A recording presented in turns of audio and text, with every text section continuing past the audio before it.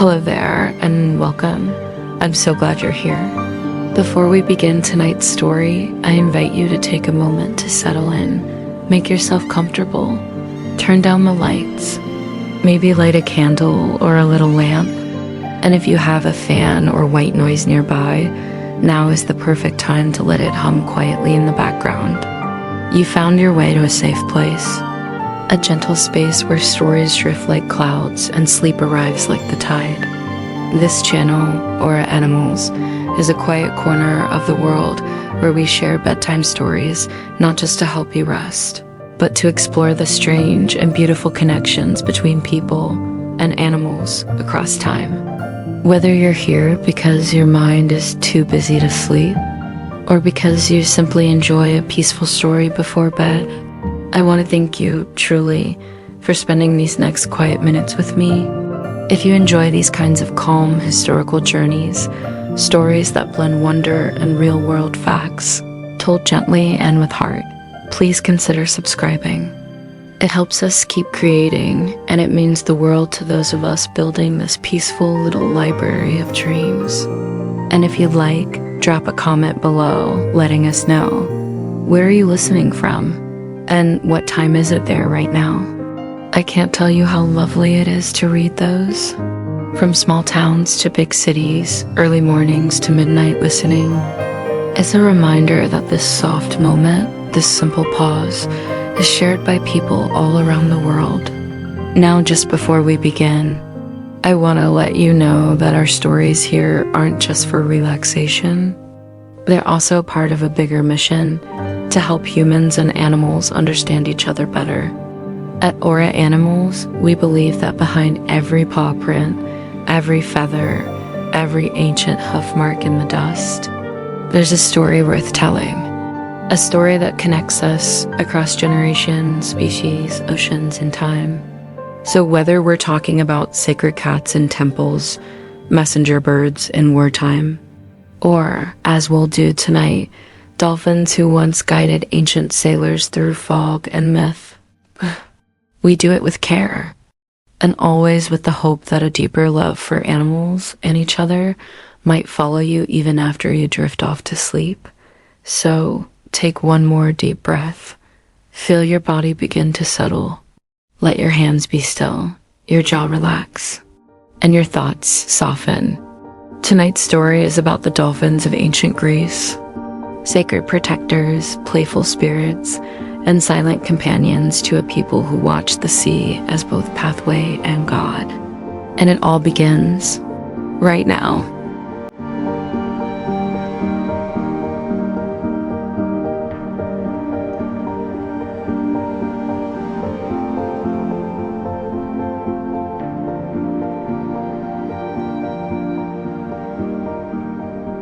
There's something ancient in the way the sea breathes. Even before we built sails, before maps, before kingdoms and coin, the ocean was there, rising, falling, whispering across stone and time. And in that vast blue stillness, one of the first voices humanity ever listened to was not our own. It was the sound of dolphins. Their clicks and chirps echoing across the waves, pulling ships toward shore, or chasing away the silence when the wind had died. In ancient Greece, dolphins weren't just animals, they were omens, messengers, gifts from the gods, and sometimes they were heroes.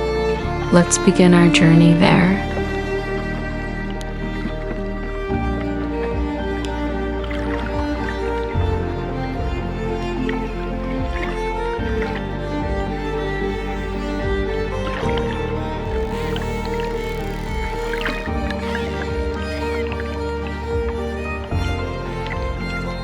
Along the coast of Attica, under a sky so bright it seems to shimmer, where marble temples overlook the sea and salt lingers in the breeze. The Greeks called them Delphis, and the name carried weight, not just for the creature, but for the city of Delphi itself, where prophecy was spoken through steam and sacred breath. Some believe the dolphin was a sacred escort for the souls of the dead, guiding them gently across the afterlife's waters. Others saw them as companions to Apollo, the god of light, music, and healing.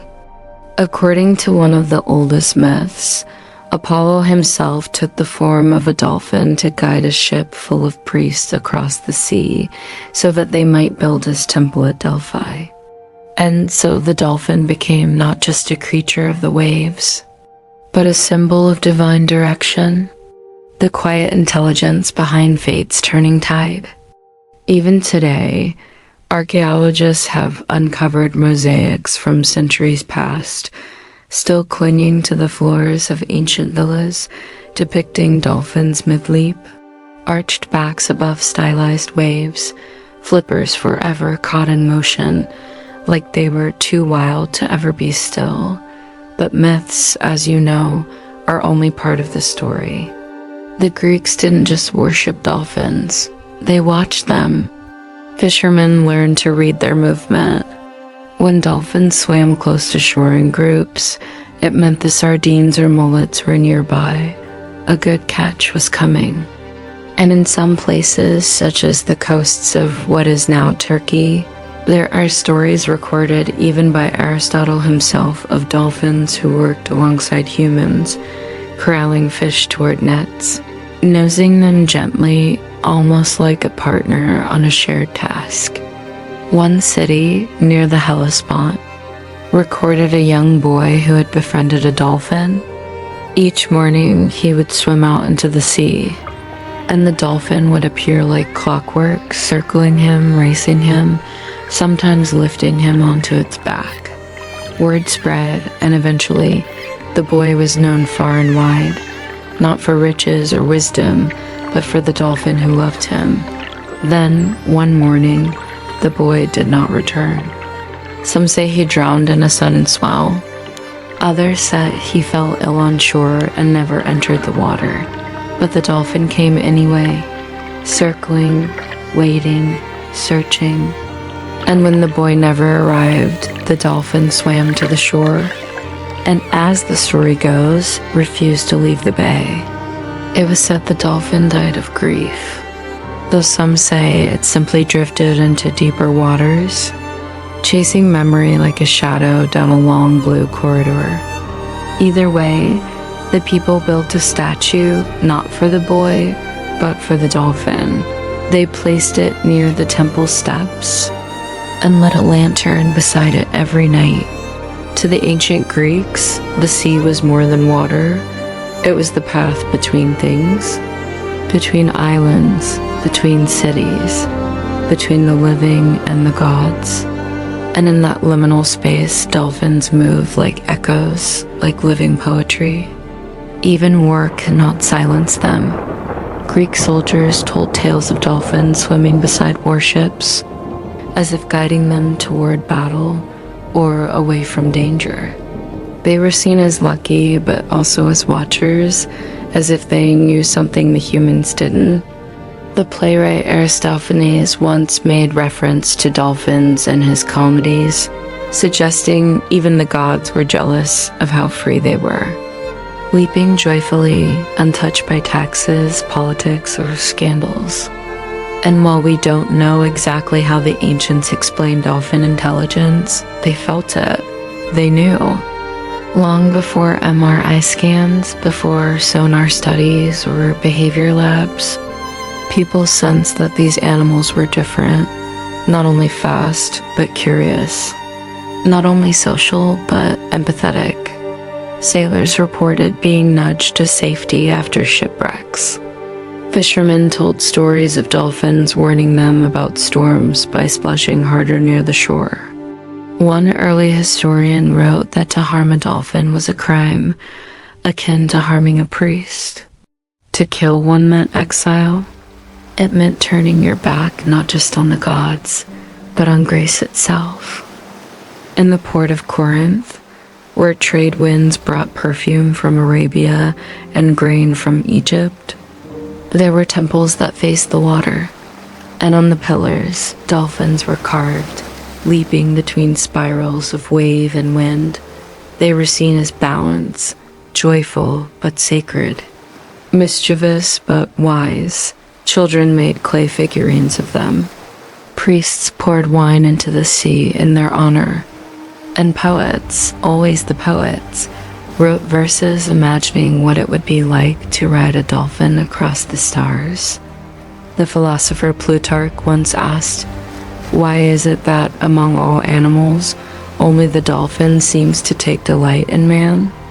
And it's a good question. There are species we've trained, species we've studied, species we've adored for beauty or feared for strength. But dolphins, they chose us. They followed ships not for food, but for fun. They saved people without reward. And they listened, not to commands, but to music. Yes, music. In the ancient city of Tarentum, flute players would walk along the docks, and dolphins would rise from the surf as the notes floated out over the harbor, not in panic, but in pattern, drawn, it seemed, to sound itself. This was long before underwater speakers or performance tanks, long before applause or tricks, just man and sea and song, and the brief, beautiful company of a creature who didn't need us, but stayed. Imagine being there, salt on your lips, a low breeze threading through olive trees behind you, and a dolphin rising from the water in time with the breath of a flute. There are worse ways to be remembered.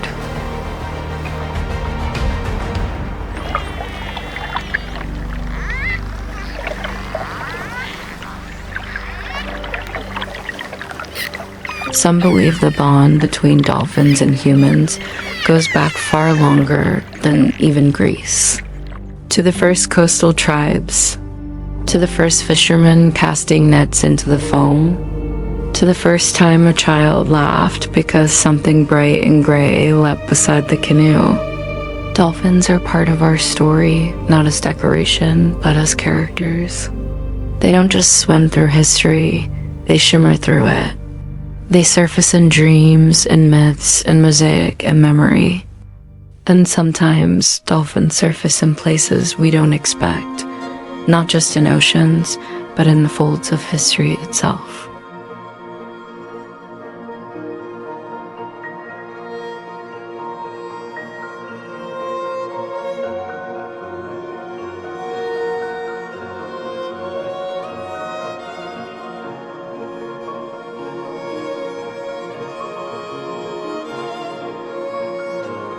In the notebooks of naturalists, in the margins of ancient maps, in weathered scrolls carried by merchants from one salt port to another, where someone always had a story to share and someone else always swore it was true. One such tale drifts from the island of Paros, a sun-bleached place where marble once came from the ground like buried starlight. There, fishermen told of dolphins who would lead their boats home in fog, nudging them softly when they strayed too far. They believed the animals could sense distress, that they knew when a ship was lost before the sailors did. Some captains would whistle, just once, a high pure note, and if a dolphin answered with a ripple or a roll, they took it as a sign, not just of the right path, but of something watching over them. There are even records, faint and half-translated, of dolphins showing up during funerals at sea. When a sailor's body was returned to the waves, dolphins sometimes swam alongside the small craft, not attacking, not hunting, just there, present, accompanying. These weren't just coincidences. To the Greeks, they were messages, not of language, but of presence. A reminder that even in death, we do not go alone. In the amphory clay vessels that carried wine and oil across the Aegean, artists sometimes painted tiny dolphin shapes among the waves, not prominently, not always realistically, just small, dark, curved figures slipping between the stylized currents, as if to say, yes, the sea is dangerous, but it is also watched. Even some coins of the time bore their image. One silver stater from ancient Taurus, modern-day Taranto, in southern Italy shows a boy riding a dolphin, legs draped across its back like a horse. It's not a warrior, not a hero. Just a child, calm, at peace, cradled by something far older and stronger than himself.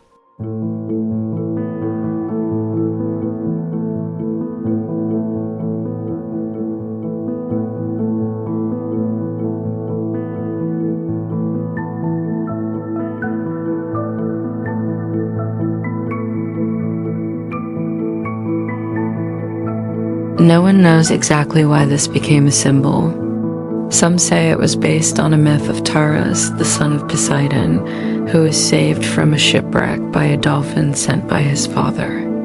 Others think it may have just been a reflection of what people saw and believed, that these animals were somehow on our side. Whatever the truth, the image endured. For hundreds of years, people carried it in their pockets, passed it in trade, buried it with the dead, until the dolphins came. Some philosophers believed that dolphins were former humans, returned to the sea for reasons unknown. They pointed to the way dolphins breathe air, how they traveled in families, how they seemed to play for no reason other than joy. Plato once speculated that the soul might move through different forms, not just reincarnation, but evolution. Perhaps, he mused, a soul could choose to return to a freer form, one unburdened by fire or war or laws, one that could swim beside the wind and leap just for the pleasure of flying, if only for a second.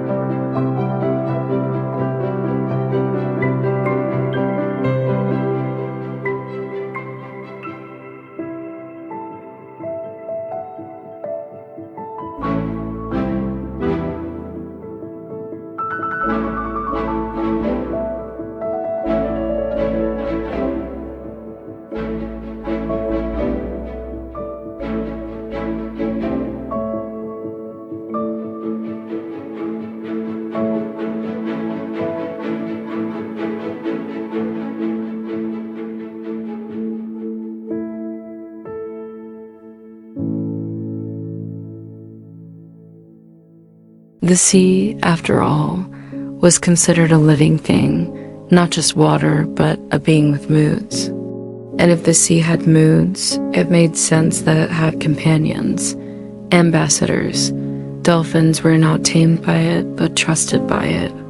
In this worldview, when a dolphin appeared beside your ship, it wasn't a random moment. It was the sea itself, speaking to you in the only language it could. There were even healing rituals that involved dolphin imagery. In some coastal shrines, travelers left tokens, small pieces of carved bone, bits of driftwood shaped like dorsal fins or dyed blue cloth, as offerings for safe passage or recovery. These were not offerings to Poseidon himself, but to the creatures who moved through his realm untouched by wrath. Dolphins were believed to laugh, to grieve, to celebrate. Some thought they could feel love in a way that transcended species, a kind of recognition, not of blood, but of kindness. They were the boundary keepers between worlds, sea and land, animal and man, myth and moment. And they weren't exclusive to Greece either. The Romans carried many of the same beliefs forward, decorating fountains with dolphin sculptures, weaving them into mosaics and bathhouse walls. To them, dolphins symbolized protection, speed, even resurrection. In Pompeii, before the eruption that buried the city in ash, dolphins were depicted riding the backs of seahorses or curled around anchors. One fresco shows a woman in a robe offering food to a dolphin rising from a tiled basin, as if the house had its own guardian. After the eruption, centuries passed, and many of those paintings lay hidden, preserved under silence. But when they were uncovered, their colors still clung to the stone, and the dolphins were still leaping. Even in the absence of memory, some images remain. In modern times, we've learned more about dolphins than the ancients ever could. Their echolocation, their complex communication, their cultural behaviors passed down through generations. But somehow, knowing more hasn't made them feel less magical. If anything, it's made the wonder deeper. We now know that some pods greet each other with signature whistles, unique like names, that they can recognize themselves in mirrors, that they teach their young how to use tools, breaking sponges off the ocean floor to protect their snouts while hunting. We've studied their brains only to discover folds more intricate than our own. We've tried to map their thoughts only to be humbled by the complexity. And still, they leap. Not for escape, not always for survival, but sometimes, just sometimes, for joy. And isn't that what drew the Greeks to them in the first place? In a world so full of uncertainty, of floods, famines, shifting alliances, and unpredictable gods, here was an animal that did not ask for worship, only wonder. An animal that offered, by its very nature, something incredibly rare in the ancient world: gentleness. A creature that could dive to silent depths and still return with grace.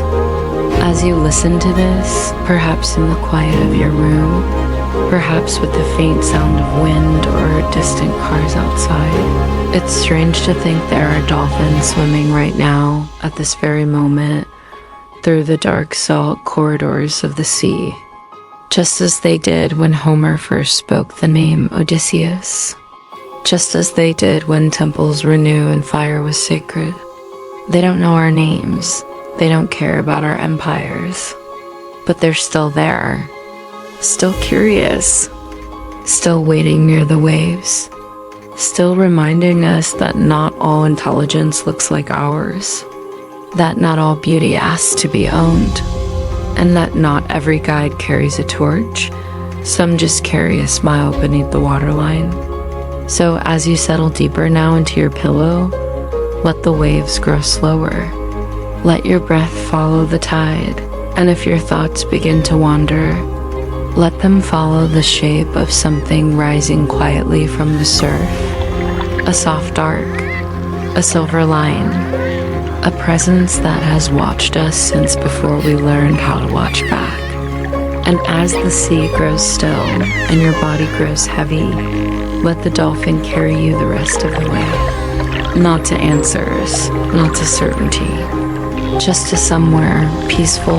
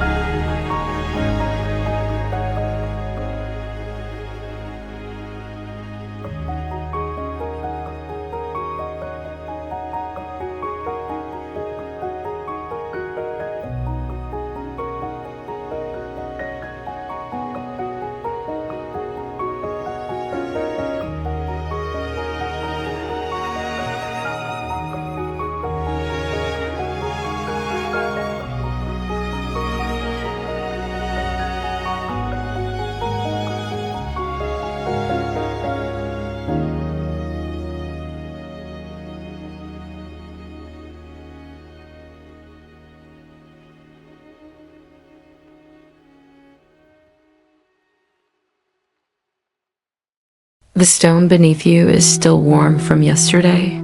The first thing you notice when your eyes blink open to the hushed gray of early morning. Somewhere nearby, a pigeon mutters to itself in a dialect older than traffic.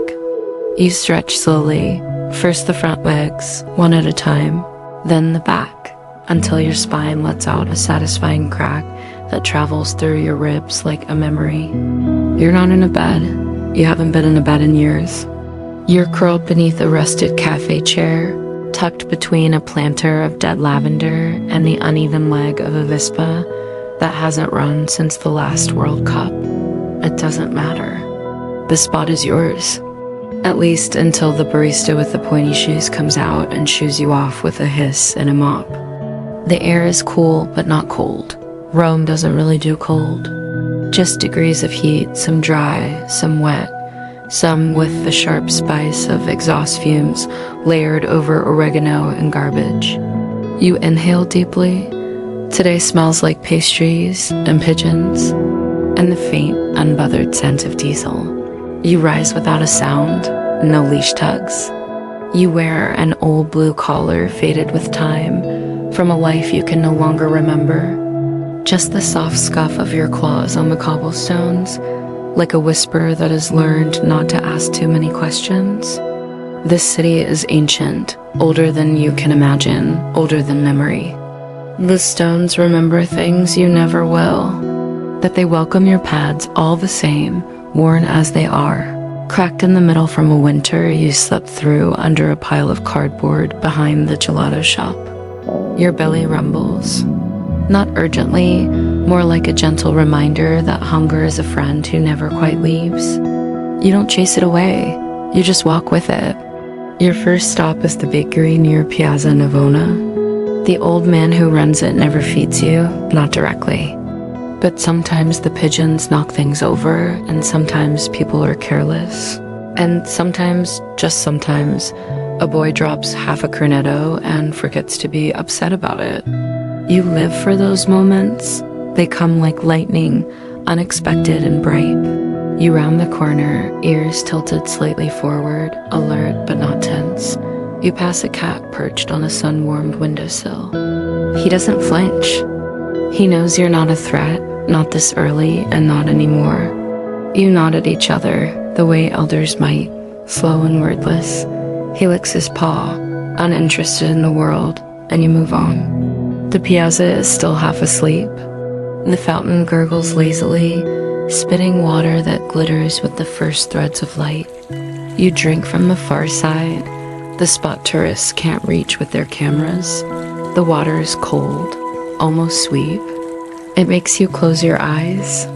When you open them again, you catch a reflection in the pool, your own mostly. Fur that used to be golden now, graying at the edges, ears nicked from old arguments, eyes clouded not with age, but with a kind of tired that doesn't sleep off easily. Behind you, pigeons hop along the edge of the marble, peering in like council members at a vote. You've always suspected they run the city. The people just work for them. The sun is rising now, not fast, but steady. It pours into the streets like honey, slow and sticky. You pad through the beams like you belong in them, and maybe you do. Maybe the angels of Rome wear fur and walk on four legs. A child sees you and tugs at her mother's hand. You pause, just enough to be seen, just enough to let the mother decide. Today she smiles. She crouches down and extends a bit of her breakfast, something flaky, buttery, sweet. You step closer with the practiced politeness of a creature who's been both welcomed and kicked. She holds it flat in her palm. You take it delicately without making a sound. The child claps, and your tail betrays you, a slow, contented wag, almost bashful. You leave before the moment turns. That's the rule. Take the kindness, then go. Never linger too long. People mean well, but cities have short memories, and not everyone likes reminders. You cut through a back alley, the kind where the buildings lean in like they're whispering to each other. There's a door you like here, chipped blue paint and a warm metal vent that smells like roasted meat. You sit by it for a moment, breathing in the fantasy of dinner. Just the smell is enough. Some days that has to be true. A man in a suit steps over you, muttering something, and you don't flinch. You're fluent in indifference. It rolls off you like sunlight. Still, the city has a rhythm. Even the streets breathe, rising and falling with traffic and bells, and the occasional motorcycle backfire that startles the pigeons into revolution. You know how to move with it, when to step off the curb, when to wait, when to sprint across the street like your tail is on fire and someone is yelling about parking violations. But for now, you just walk. Not because there's somewhere to go, but because there always is. That's how you stay alive. You keep walking. You keep finding the soft corners, the half-closed shutters, the sleepy baker's son who always leaves the bin open just long enough. The world doesn't belong to you, but neither do you belong to anyone. And there's something oddly peaceful in that. Part 2, morning along the riverbank. The light is softer now, a kind of silver warmth that touches everything slowly, as if unsure whether it's really morning yet. You've left the piazza behind, paws clicking softly on stone, and followed the curve of a familiar alley. It opens like a sigh right where the city leans into the river. The Tiber waits below, quiet and green. Wide, slow-moving, always pretending it doesn't notice you. You pad across a bridge older than almost everything else you've ever walked on, a patchwork of moss, coins, and chewing gum. The iron railings are warm beneath your ribs as you pause to look down. The water glimmers in places. Ducks mutter under their breath. And beyond the bend, past the graffiti and the climbing ivy, someone is playing a flute. Not well, but not badly either. You cross the bridge without hurry because here, for just a little while, there's no need to be anywhere fast. The morning belongs to the river folk. Fishermen half asleep on overturned crates, joggers in headphones who always pretend not to see you, elderly women with small, overcooked dogs in sweaters who bark like they invented rage. You ignore them all. Instead, you head down the embankment path, the narrow one that curves beneath the sycamores and smells like wet newspaper and old perfume. You walk slower here, not because you're tired, because the air feels older. You pass a sleeping man curled against a cement wall, one arm draped protectively over a shopping bag that rustles in time with his breath. You don't sniff. You don't investigate. Sleep is sacred, and you know better than to wake someone who's finally managed to drift. A jogger tosses a piece of banana peel into the bin. It misses, you glance at it, you consider it, you walk on. Your standards haven't disappeared, they've just shifted. You know the difference between food and not yet food. A breeze rises off the river. You close your eyes for a second and just stand there, ears flicking gently in the quiet. The sun glints off something in the water, maybe glass, maybe a memory. When you move again, it's toward a patch of grass that always smells like old picnics. No one's there today. Just crumbs. You find a crust of something dry and dusty, a remnant from someone's breakfast, perhaps thrown in boredom or guilt. You eat it slowly, not because it tastes good, but because it gives your jaw something to do, because chewing feels like purpose. Pigeons flutter nearby, watching, always watching. You ignore them. That's the only way to win with pigeons. The path winds near a cafe where the chairs haven't been put out yet. The shutters creak. You smell coffee, bitter and rich, and hear clinking glass behind the walls. Someone's washing yesterday off the dishes. You like that smell. Clean effort. It reminds you of rainy days. A cat crosses the path ahead. Gray, limping slightly. You nod. She nods back. No words. Just the ancient acknowledgement of shared citizenship. Your legs are sore now, not badly, just the way they always are. You find a warm patch of stone where the sun has landed early. You lie down for a moment and place your head on your front paw. From here, you can see the reflection of the bridge in the water, and the spires beyond it. You see a pigeon land on the head of a statue and immediately regret it. You see a man drop his keys and mutter in a language that's not Italian. You see the city waking up in slow motion. This is the part of the morning that most people miss. But you don't. You never miss the quiet. You only ever leave it when you have to, and now you do. Because somewhere up the hill, the heat is rising, and the ruins are waiting, and you can already hear the echo of sandals on gravel, and the first tour guide's voice cracking through a megaphone, and the rustle of a boy's backpack with bread in the side pouch. So you stand, shake the dust from your coat, and climb the hill, paws soft, breath slow, steps as old as Rome itself. Part 3. Noon among the ruins. The sun is overhead now, a pale disk behind thin clouds. It doesn't burn, not yet, but it hums. A low, persistent heat that seems to rise from the stones themselves, like breath from an old beast just beginning to stir. You've made it to the edge of the old ruins. The tourists haven't arrived in full force yet, just a few early ones, clicking their sandals along gravel paths, whispering into headphones that tell them who once bled where and why. You don't understand the language, but you understand tone, reverence, fascination, the way some people look at history like it's still smoking. You walk between sun-bleached columns with the patience of someone who has seen enough to know not to rush. This part of the city feels quieter even when it isn't. Maybe it's the wide open spaces. Maybe it's the ghosts. You don't see ghosts, not like people do. You smell them. You feel their weight in the air, old leather, salt, marble dust, and sweat. You pass a stone where someone once made speeches, or executions, probably both. You don't judge. The past is like leftover food in the trash, sometimes sweet, sometimes foul, usually a mix of both. You find a patch of shade near a toppled pillar and settle down. Not to sleep, not yet, just to rest your joints.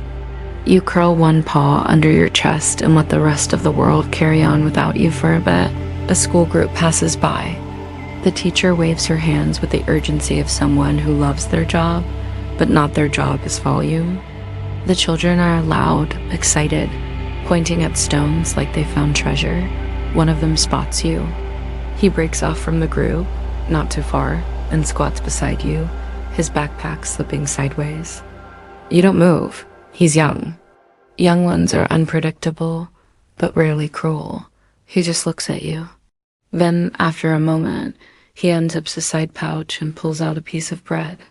It's flat, torn, and still warm. He holds it out, palm up, no sudden moves. His parents shout something in a language you don't speak, and he hesitates, but still holds the bread. You take it gently. You don't make eye contact. That's the trick. Take the gift, honor the moment, don't scare the giver. The boy grins like he's been knighted, then runs off. You eat slowly, you make it last. From your patch of shade, you watch pigeons stake out the archways. One of them, a gray one with a cribbed foot, lands a little too close and eyes your bread crust. You give him a look, not aggressive, just enough to remind him you're not that tired. He hops back and coos something under his breath that sounds like politics. The ruins smell like old sun and metal. There's a dryness to the air now, a crispness that lifts the edge of your ears, and carries the scent of roasted chestnuts from a cart 3 blocks away. You close your eyes and picture them, not because you'll eat one, but because the smell reminds you of winter. The good kind. The kind where tourists drop snacks and napkins and walk a little slower. Somewhere nearby, another dog barks. Not at you, just barks, like punctuation in an otherwise thoughtful paragraph. You tilt your head. You don't recognize the voice. Probably a local, or new, or young. You've learned not to chase introductions. The ruins start to fill in, not too fast. This city never moves quickly at noon. It sighs instead, a long exhale from under its ancient ribs.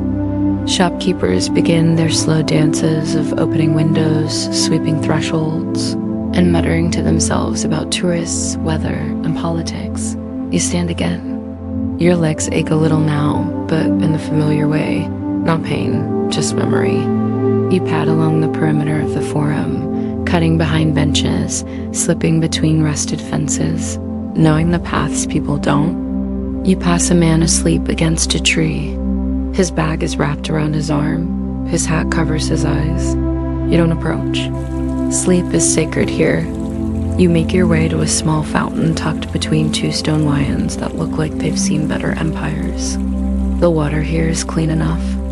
You drink in slow laps, careful not to splash. A pair of older women sit on a bench nearby, speaking softly in Italian. You can't understand the words, but the rhythm is kind. They speak like friends who have shared sorrow and pastry in equal measure. One of them looks at you. You don't meet her gaze, but she reaches into her bag and tosses something, a small corner of focaccia. It lands perfectly near your front paw. You glance up just briefly. She nods. You nod back. You take the bread. And you move on. The city is full now.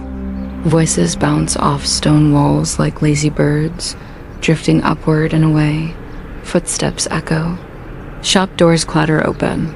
Somewhere, a violin plays badly near the Spanish Steps. You know the guy. He smells like hope and cheap wine. Plays the same 3 songs. No one minds, but you're still the same as you were yesterday and the day before. And you're not near the crowds now. You've followed instinct, habit, and the subtle curve of shade into the quieter parts, where the roads narrow and the trees start whispering over high walls. This part of the city belongs to the cats, but you're a dog. You tread lightly through the garden paths behind the old convent. No one's ever told you to leave here, and that's reason enough to return. The grass is cool. The earth smells lived in, not fresh, not rotten, just used well. You duck beneath an archway where jasmine coils around iron bars. On the other side, the orange grove waits. This is your favorite place in the whole city. Not because of the oranges, you don't eat them. Not because of the quiet, though the silence here feels like a blessing. But because it's where time slows down in a way your body understands. Like gravity takes a break. You pick the same spot every time. A wide patch of dappled shade beneath a twisted old tree where the fallen fruit lies soft and split. The bees here are gentle. The breeze is warm. And no one ever steps on your tail. This is not sleep. Not yet. It's what comes before. That warm drift where you can still hear the cicadas and the distant clang of silverware against porcelain. The smells still reach you. Lemon soap from an open window, cut grass. A loaf of something crusty cooling on a windowsill 2 buildings over. You sigh. It comes out as a long breath through your nose, low and even. You can feel your heartbeat in your paws. That's how still you are. A few cats pass by. One of them is fat, orange, and unapologetically smug. He watches you with narrowed eyes, then flicks his tail and keeps walking. That's fine. He lives here. You're just borrowing peace. The orange trees sway gently, like they're listening to something only they can hear. The shadows shift slowly. Bees hum. Somewhere, a scooter backfires, but even that feels far away. Like a cough in someone else's dream. You close your eyes. And for a moment, you remember. Not everything, not clearly, but enough. You remember a kitchen tile floor, the clink of a bowl, a hand, not gentle, not rough, just present, scratching behind your ears. A girl with bright socks and toast in her hand. The way she laughed when you stole the crust. You don't know how long ago that was. You don't know if she remembers you, but you remember her. The breeze shifts. A dog barks in the distance, sharp, quick, territorial. You don't flinch. It's too hot for drama. Instead, you stretch one leg out long, curl your toes, and settle deeper. If sleep is a river, you're wading in now, still shallow, still hearing the banks, but drifting. You dream half dreams of running through fields that don't exist anymore, of soft blankets, of bowls that always refill. maybe, just maybe, of belonging. But even dreams know when to be kind. They don't stay too long. They don't hurt today. When you stir again, the sun has shifted. The shadows are taller. A cloud rolls lazily over the sky like it has nowhere to be. You rise slowly, shake the dust from your fur, stretch until your hips pop, and then without rush, you begin walking again. Part 5. The Market's Mercy. The scent hits you before the sound does. Oil, basil, salt, heat, and fish. You've crossed into market territory, that chaotic sprawl where people move like flocks and smells wage quiet wars against each other. You keep to the edge, where the foot traffic thins and the produce crates cast long, angular shadows. You know these streets. You've mapped them with your feet, your nose, your hunger. The vendors are setting up later than usual today, or maybe it's you who's early. Either way, the fruit stands bloom first. Peaches soft as sighs, tomatoes glinting like polished jewels, grapes fat and stupid with sun. You don't want any of it. You're a dog and you're hungry, but tomatoes just won't do. What you want is under the fish stall. There's a man there, wide, tired, and always cursing in a whisper. His apron is stained in ways that should be studied. He doesn't like dogs. He doesn't hate them either. He just doesn't notice you, and that's good enough. You wait. Quiet, invisible, still. The man doesn't notice you. He lifts a crate. The ice shifts. A sardine flips onto the ground. You move like thought. Mouth closed, silent as breath. You take it and vanish into the alley behind the olive cart before anyone can say a word. 1 chew, 2, gone. It's not satisfaction, it's survival. You lick your lips just for the ritual of it. From the alley, you watch the market swirl, colors flash, voices rise and fall. Someone plays an accordion poorly. Children tug at skirts, vendors shout about discounts that don't exist. And the pigeons are working overtime. A few tourists squat to take your picture. You ignore them. You're not performance art. A child drops a fig. You wait to see if they want it. They don't. You approach slowly, take the fig, and retreat. It's sweet, overripe, and clings to your teeth, but it's food. You've eaten worse, a lot worse.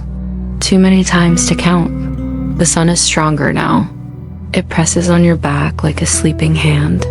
You find a thin strip of shadow behind a wine crate and rest there for a minute, not because you're tired, but because the market is. Everything breathes here. The people, the air, even the tomatoes seem to exhale in the heat. You close your eyes briefly. When you open them, a soft voice says something in Italian. It's a woman, older, maybe 60, with strong hands and a basket on her arm. She kneels down slowly, like her bones remember when they were younger. She offers you a piece of bread. You hesitate, but her eyes are kind. You take the bread. Then, gently, she reaches out, not to pet, but to acknowledge. A touch to the air near your ear, a gesture without pressure. You accept it. You look up at her just once. She smiles. Then she's gone, her footsteps lost in the shuffle of sandals and rolling carts. You don't follow. You've learned not to chase kindness. It comes when it comes. Instead, you slip back into the crowd, weaving past ankles, baskets, fallen cherry stems, and melting plastic bags. That's how the market works. Eventually, the noise becomes too much. Too many voices. Too many engines. Too many feet stomping over the same patch of earth. So you leave. You head down a side street littered with flower petals and receipts. Past a cafe with a cracked window where you once watched a woman cry into a cup of espresso. Past a church where bells ring 3 seconds late every time. You walk until the voices blur behind you, until the city thins out again. You don't know where you're going next, but you always know where not to stay. Part 6, Midday Stones and Memory Bones. The sun is unforgiving now.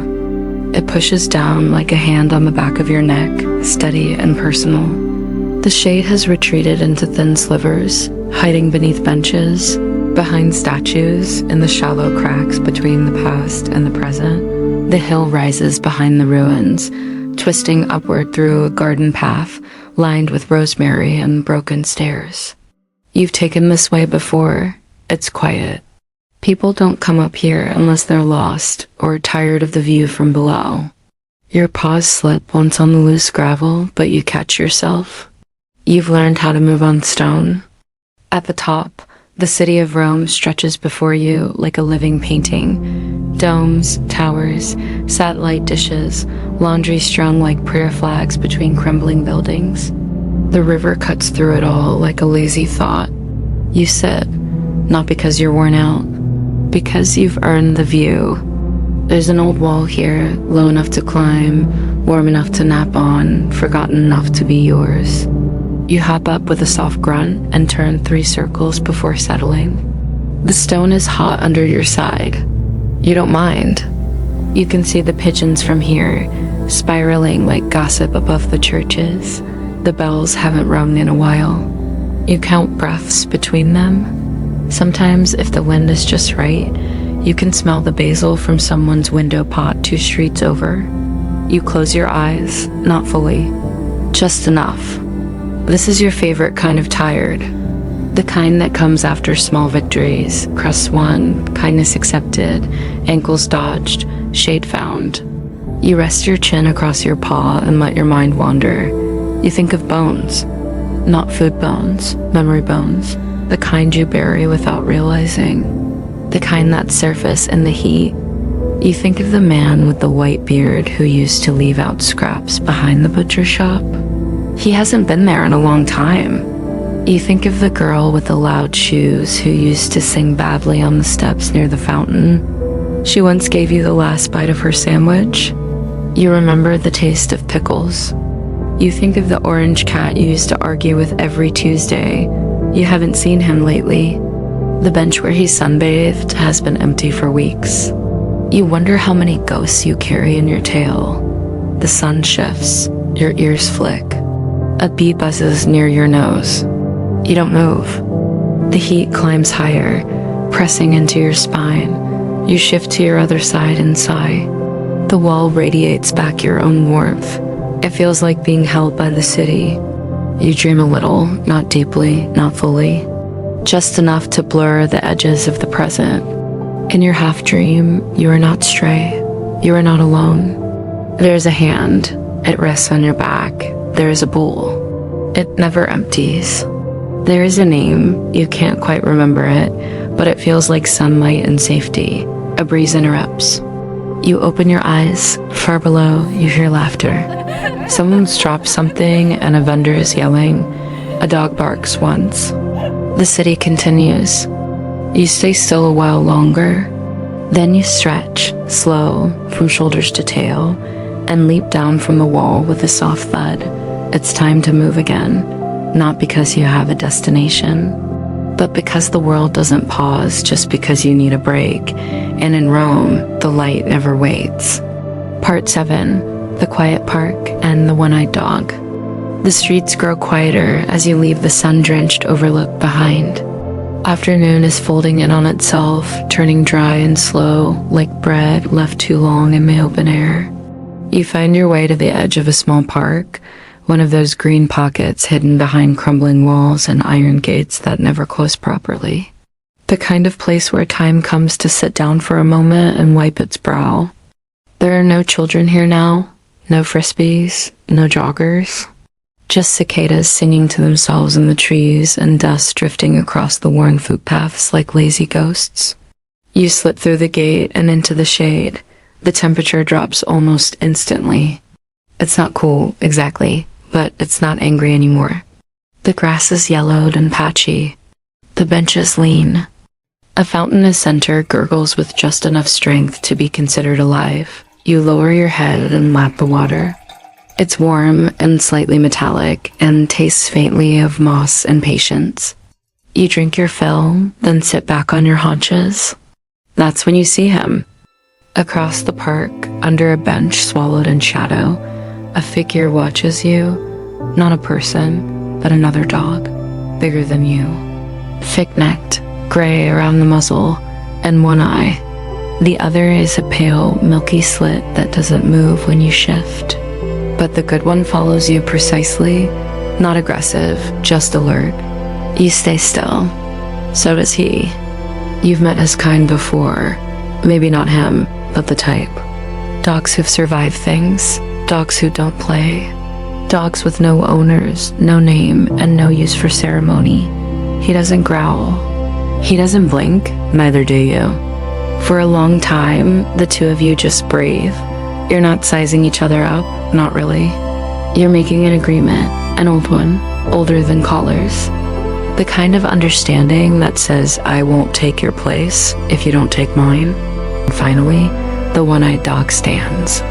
Stretches, limps once, then turns and disappears into the hedge behind the bench, vanishing like smoke into shadow. You wait a moment. Then you rise too. You're not afraid, but you're reminded. The city is kind sometimes, but it is never safe.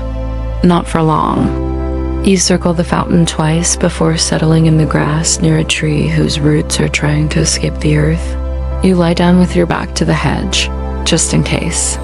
The cicadas are louder now, humming like electric lullabies. A scooter coughs somewhere in the distance. A bell rings. The day is tipping. You can feel it. You close your eyes, not to sleep, just to rest. But behind them, you see the one-eyed dog again. And for some reason, that image stays with you, like something your bones remembered before your brain did. You open your eyes, nothing has changed, but your heart is beating a little faster. So you stand, and you leave the park. Because in this life, the life of the stray, even peace has a timer. And sometimes quiet is just the sound before the next decision. The sun is bending now, not setting, but leaning sideways. The long shadows start to point in new directions, and the light begins turning gold at the edges. You walk slower, not because you're tired, though you are, but because this part of the day deserves it. This is when Rome softens, the shouting fades. The heat lets go. Even the pigeons lose interest in their petty wars. You follow the scent of roasted garlic and dust down the narrow road that used to be a Roman footpath and now hosts scooters, tourists, and one persistent delivery van that always seems lost. At the far end of the street, just before it opens into a smaller piazza, you hear music. Not a radio, not restaurant noise. Not the accordion guy with 3 songs and 1 missing tooth. This is different. It's soft, slow, a guitar, real, worn, slightly out of tune in a way that feels human. A voice joins it, not singing, humming, just the thread of sound carried on the breeze like a ribbon slipping from a pocket. You turn the corner and see him, sitting on a low wall beneath a crumbling plaster arch. His hat is upside down on the ground, a few coins inside. His shoes are tired, his clothes are clean but old. And next to him, wrapped in paper, half finished, a sandwich. You don't approach right away, you sit first.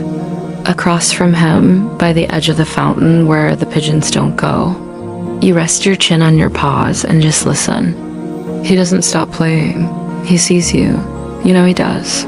But he doesn't change the song, doesn't speak, just plays like this is what his hands are for. The notes roll out slow and low. They drift across the stone like honey. You feel them in your ribs, not your ears.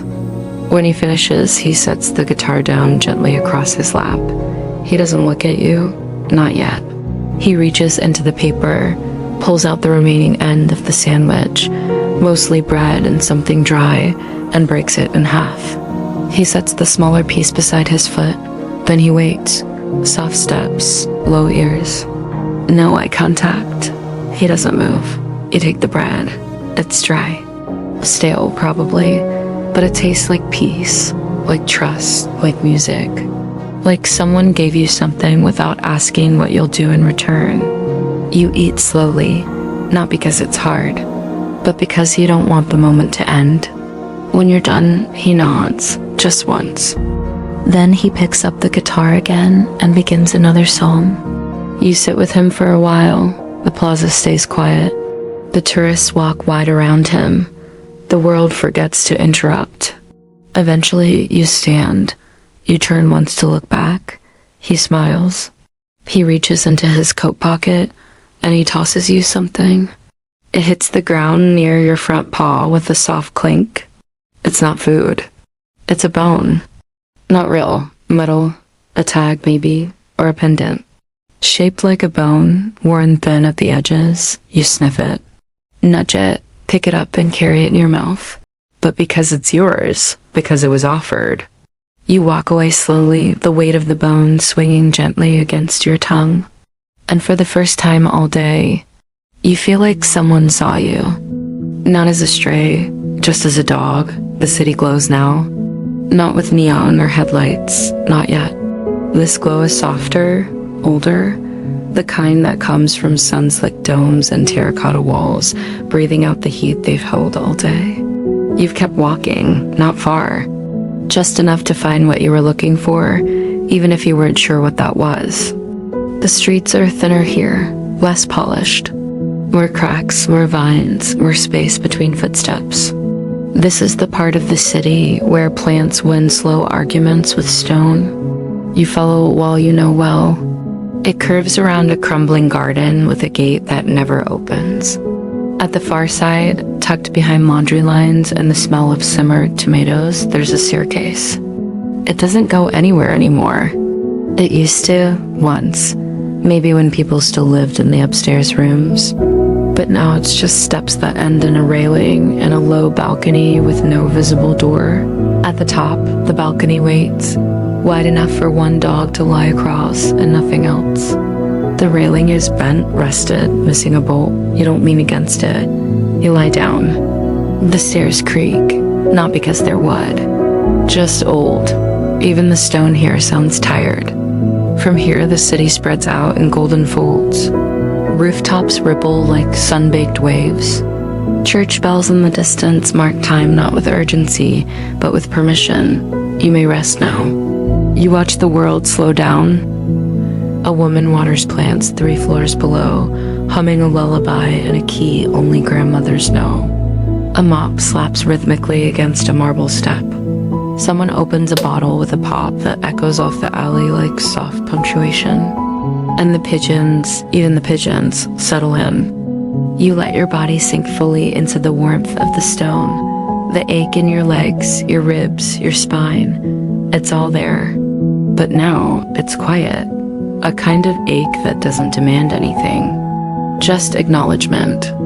The metal bone pendant still sits beside you. You nudge it with your nose. And it clinks softly. No one knows you're here, and that's fine. You're not hiding. But you're not on display. You exist right now in that rarest of things, a moment with no expectations.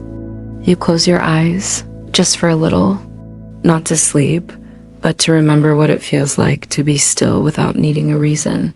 In the distance, the sun kisses the edge of the horizon. Not dramatic, just a gentle retreat. Like it's apologizing for the heat and promising better behavior tomorrow. Your ears twitch at the sound of wind through a dry poem. A child laughs. A car honks. A Vespa sputters like a tired dragon. The city breathes. So, do you? You stay up here longer than you probably should. But the stone holds you like a memory. The air cools around your paws. And everything in you, for once, says, don't move yet. You rest your chin on your paws, and for a moment, you forget to be on guard. You just are just a dog, just a heartbeat, a life. Part 10. Twilight beneath the shuttered cafe. The sun is gone now. Not just behind the buildings, but truly gone. The sky has turned that deep Roman blue, the kind that makes everything look like a painting just before it fades to black. Streetlights flicker on, one by one, like candles lit for no particular reason. You descend the old steps slowly, careful not to slip. Your paws are quiet, your joints creak. The day has stretched you, softened you, worn you just enough. It's time. Not for sleep, not yet, but for finding the place where sleep will happen. You follow your own scent in reverse, retracing corners, alleys, familiar ledges. Not exactly the same path, but close enough that your body feels like it knows where it's going. You pass a closed bakery. The scent of sugar still clings to the shutters. You pass a door with warm light inside.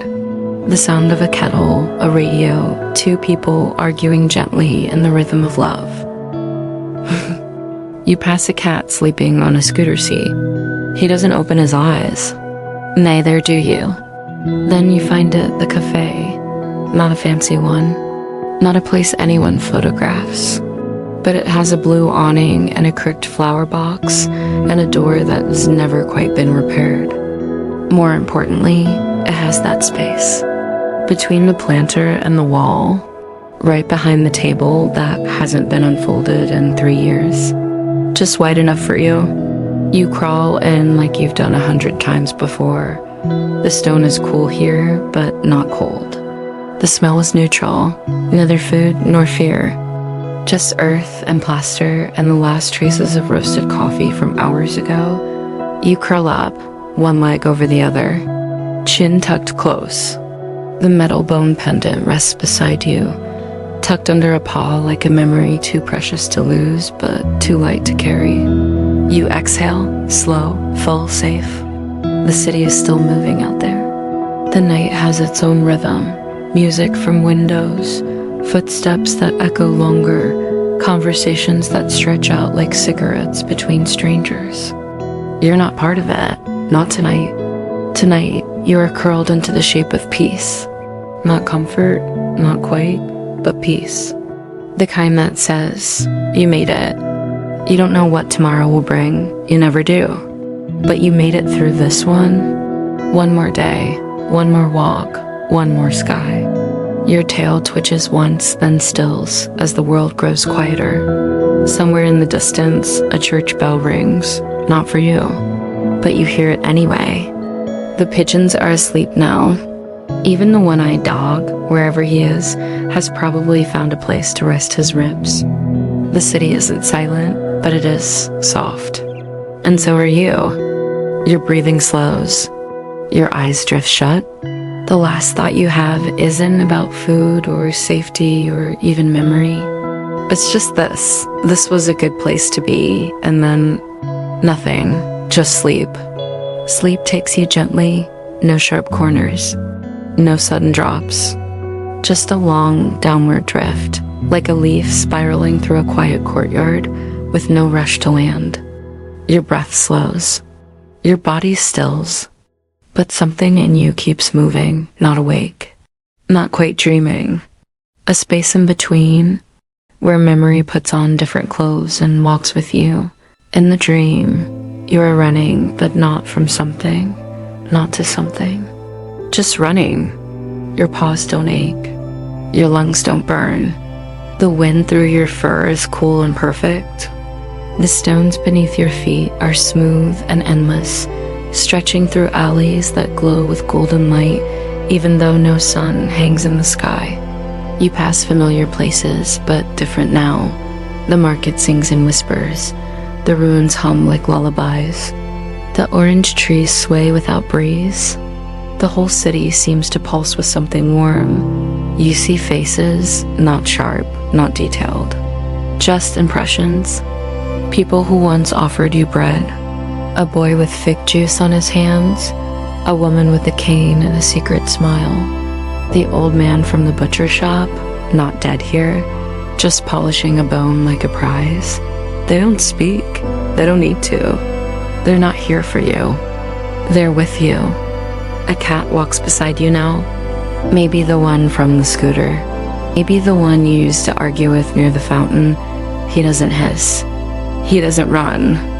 He just moves in time with your steps, eyes glowing like little moons. You pass a pond that wasn't there in waking life. It reflects stars in clusters too dense to be real. You pause, you look in. Your reflection looks back. Whole, healthy, younger maybe, or just less tired. The bone pendant glints around your neck, new again, untarnished. Like it never lived on a street corner. You keep walking. The city opens into a courtyard made of clouds and tile. A piano plays itself in the corner. A table is set for no one. The pigeons wear crowns and argue politely in Latin. You lie down on a bed of moss and postcards. A breeze lifts the scent of every kindness you were ever given. The warm edge of focaccia, the salt of street fish, the dusty sweetness of a girl's toast crust. You sigh in your sleep. Your real body, back beneath the cafe table, twitches once. Your leg kicks, just slightly. Your ear flutters. Your nose moves like it's chasing something lovely. In the dream, it begins to rain, but the rain doesn't wet you. It plays notes on rooftops like piano keys. It slides off your fur like light. It smells like rosemary and milk in the past. You look up. And for the first time in years, you see the city see you. It really knows you're there. Not as stray, not as lost, just as part of it. A breath in its body. A thread in its cloth. A soul with paws. And the city smiles, not wide. Not loud, just enough. You close your eyes inside the dream. And you rest again, deeper this time. Beyond names, beyond fear. Just fur and breath and sleep. You wake slowly, not startled, not cold, just aware again. First the pause, then the breath, then the eyes, one blink at a time. The sky above is soft gray, still deciding whether to rise or roll over. The air smells like fresh bread and yesterday's stories. You stretch, front legs first, spine arching, tongue curling. Your joints pop, your tail flicks, you're sore. But you're here. The street is empty for now. The shutters are closed. The city is still holding its breath between night and day. That sacred silence before the espresso machines begin their morning exorcisms. You stand and shake the sleep from your fur. Look left. Look right. And then, like always, you begin to walk. Not fast, not aimless. Just forward. You pass the same corners, the same cracks. The same stubborn pigeon who still thinks that railing is his throne. The air is cooler than yesterday. Maybe rain will come later. Maybe not. Either way, you'll meet it where it lands. You check the bakery. Closed. But a scrap has fallen in the alley, fresh. Still warm. You take it. A small gift from gravity and luck. Further down, a boy in a school uniform sees you. He waves. You don't recognize him. Maybe he remembers you from another morning. Maybe you're just part of his map now. Either way, you know back. There's no music yet, no bells. But the light has changed. The kind of shift you don't see, you feel. A softening of shadow, a stretch of gold across windows. The city is waking. And so are you. You pause near the river. Watch the water slide past like it's late for something. Decks trail behind each other with no real plan. The sky glows faint orange, like someone whispered fire into it gently. You sit, not because you're tired, because this moment asked you to. You sit, you breathe, and you realize something. You're still here. The day didn't take you. The city didn't forget you. Your bones held. Your belly is quiet. Your name, whatever it once was, still lives somewhere behind your eyes. And maybe, just maybe that's enough. Maybe that's everything. The wind carries the smell of oranges and old books. A church bell rings, soft and slow. You rise, turn your nose to the breeze, and walk back into the city that, for all its chaos, all its indifference, still made room for you. You're not waiting to be rescued. You're not asking to be owned. You are simply here, and that's the win. One day survived. One more street claimed. One more morning greeted like a friend who never had to say your name to mean it.